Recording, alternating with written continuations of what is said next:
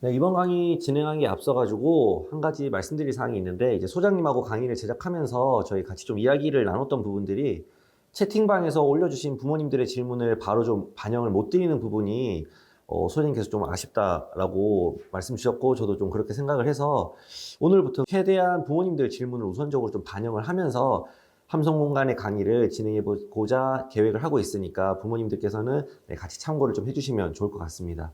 네, 오늘은 부모님들 질문 먼저 시작을 해보도록 할게요. 소소님께서 주셨던 질문입니다. 현재 아이가 공격성을 보여서 걱정인 상황에 대해서 말씀을 주셨는데요.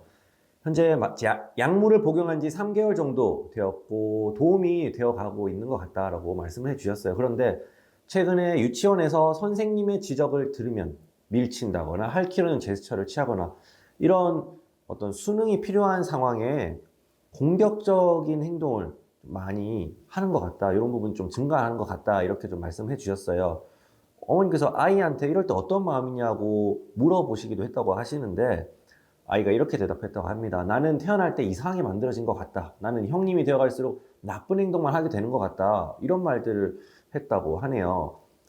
어머님께 생각하시기에 아이가 망가뜨리려는 의도가 없이 손이 먼저 나가고 지적이나 주의를 받으면 일부러 안 그랬는데 이런 억울함과 분노가 좀 쌓이고 있는 것 같아서 좀 걱정이다 이런 말씀을 해주셨어요. 유치원과 또 연계해서 이런 부분을 좀 개선을 했으면 좋겠는데 소장님께서 좀 어떻게 접근을 했으면 좋겠는지 좀 조언을 해주시면은 어머님께 도움이 될 것 같습니다. 네, 일단 정보가 조금 더 있었으면 좋겠으나, 지금 있는 정보를 토대로 좀 말씀을 나눠보고자 합니다. 약물에 대해서 약물을 이제 먹게 된 계기가 사실 궁금하긴 해요. 공격성 때문에 약물을 먹게 된 건지, 뭐 다른 이제 뭐 충동성이라든지 주의 집중을 못해서 약을 먹기 시작했는지가 일단 궁금하긴 해요.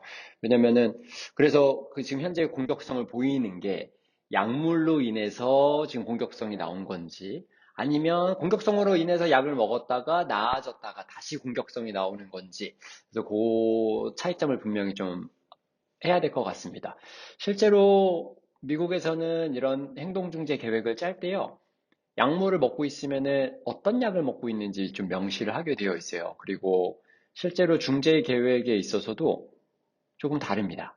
그러니까 약을 먹었을 때에는 아이들이 어쨌든 부작용이란 게 또 존재를 하기 때문에 중재법이 그냥 전통적인 방식의 ABA 방식으로 뭐 이거는 탈출이니까 회피 뭐 이렇게 접근을 사실 잘 안 해요. 그러니까 당연히 그 접근이 기본이기는 한데 약물에 대한 배려가 어쨌든 저희가 고민들이 있어야 된다는 거죠. 그래서 어떤 종류의 약인지도 굉장히 궁금하고 어, 자, 요런 거를 일단 베이스를 일단 빼야 될 것 같아요. 여기에 대한 구체적인 정보가 없기 때문에. 일단 결론은 뭐냐면은 수능이 필요한 상황에서 이런 상황이 나온다. 수능이 필요하다는 거는 우리가 어른의 지시사항이 있었고, 요구사항이 있었고, 아이가 거기서 수능한다. 근데 그 행동이 지금 안 나오고 공격성으로 나온다는 거는 그 공격성에 대한 기능은 사실 탈출, 회피죠. 공격성이 회피 탈출로 나오고 또한 이제 어떤 마음이냐고 물었을 때 아이가 대답하는 이 과정들, 나를 이제 부정적으로 말하는 것들. 근데 이 과정들도 회피로 보입니다. 자, 이런 말을 한다는 거는요, 자, ABA적인 접근으로 저는 할 때는, 어, 오히려 이렇게 열린 질문을 하지 않습니다. 그러니까 열린 질문, 지금 회피라는 공격성이라는 이런 행동이 지금 보여지고 있고, 말을 이렇게 부정적으로 나를 이제 비하하고, 이런 말들을 통해서 내가 회피를 성공한 경험이 있다. AB에서는 이렇게 봐요. 그래서 우리가 오픈형으로 질문했을 때는 내가 원하는 대로 사실 대답을 할 수 있는 거죠. 비록 진짜로 그렇게 느끼지 않더라도 과거의 그런 경험들로 나를 불쌍히 보는 마음, 내가 회피를 할 수 있었던 이런 경험치가 있었기 때문에 이런 말을 하는 게 강화되었다라고 표현하기 때문에 그래서 열린 질문을 하는 게 아니라 우리가 아이한테 알려주는 거죠. 사실은 너는 그렇게 태어나지 않았어. 그리고 너는 지금 잘 자라고 있어. 아무 문제가 없어. 그런데 어쨌든 공격하고 이런 행동은 잘못된 거야. 잘못된 건 잘못된 거야. 너가 지금 아이는 어찌 보면 이유를 만들어내는 거잖아요. 내가 이렇게 태어났기 때문에 내가 공격성을 할 수도 있어라는 어 어쨌든 이렇게 강화를 받은 적이 있기 때문에 우리는 그 부분을 좀 확실하게 끊어줬으면 좋겠다. 너가 어쨌든 때린 건 잘못된 거야. 그리고 사실 회피에 대한 문제 행동에 대한 우리가 소거법은 제가 여러 번 얘기했지만 과제의 지속적 제시입니다. 사실 공격성을 보인다 그래서 우리가 그 원래 선생님이나 부모님이 지시했던 상황을 우리가 벗어나서는 안 된다. 물론 제가 항상 강조하지만 난이도를 낮출 수도 있고요. 시간을 줄일 수는 있어요. 하지만 요구했던 거와 거기서 벗어나지 않게 그 활동은 어찌됐든 끝을 내는 연습을 해야 되겠습니다. 그래서 다시 한번 말씀드리지만 지금 이렇게 자기가 부정적으로 얘기하는 것들이 많이 강화를 진짜로 좀 받은 것 같아요. 그래서 요 부분에 대한 이렇게 대화를 이끌어가는 거를 우리가 자제를 해야겠다. 이런 식으로 대화의 흐름을 가져가는 것을 어머님이, 부모님이 막을 필요가 있겠다. 우리가 먼저 답을 그냥 주면 돼요. 그래서 너는 그런 아이가 아니고, 그리고 누구나 다 똑같이 태어나. 그거랑 또 상관없이 너가 지금 누군가를 때리는 건 아주 잘못된 행동이야. 때리면 안 돼. 그리고 어쨌든 화가 나고 이런 분노가 들 때는 자, 우리가 이렇게 부정적으로 이게 계속 꽂힌다는 거는요.